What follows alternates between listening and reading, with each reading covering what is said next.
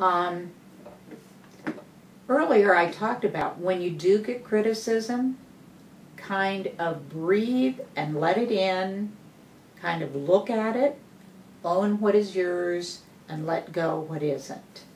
And realize that we are not all, in fact, nobody's perfect. So there's going to be some things you excel at and some things you don't. That's okay. What you're trying to do is your best. Again, listen responsibly.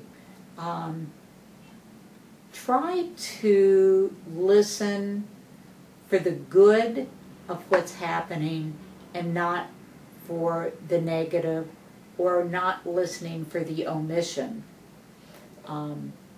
Often, again, I talked about it earlier, people like to be acknowledged and receive credit for what they do. And often some people have felt in their life that they've been devalued, so they're incredibly sensitive.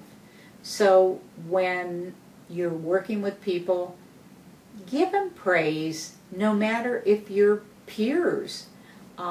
This doesn't always, complimenting someone does not have to come from a supervisor. You can be your best cheerleaders to yourselves and to each other. When you are, as I said, having to give feedback, try to do it based on what I consider productive criticism. Feedback. And don't harbor everything that's ever irritated you about a person and then dump on them. Figure out what's relevant to the issues at hand. Also, try to never communicate out of anger. It's true, sometimes things just can press that final button, but it doesn't put you in a position of strength when you deal with an issue at hand out of anger.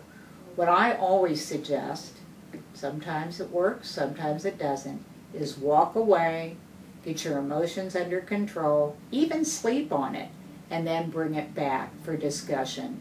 Typically when we respond out of anger, it is just not, it is more about the emotion and less about what's really actually happening. And when you do have issues, try to express them in a logical manner and use as much facts or evidence that you can so that it actually gives a person an example of what the issue is at hand. I think that could be a real positive way of dealing with and trying to get resolution. The other thing is be very respectful of the people you work with, and that means don't talk about them behind their back. What we find is if you want to erode a team's cohesiveness is start misusing the trust you have with one another. And one of the biggest ways to do that is when you talk about someone behind their back.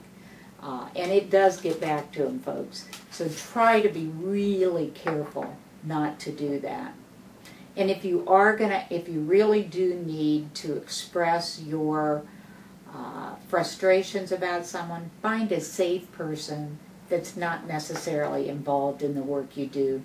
And I call that a good venting. Sometimes it makes us feel a lot better.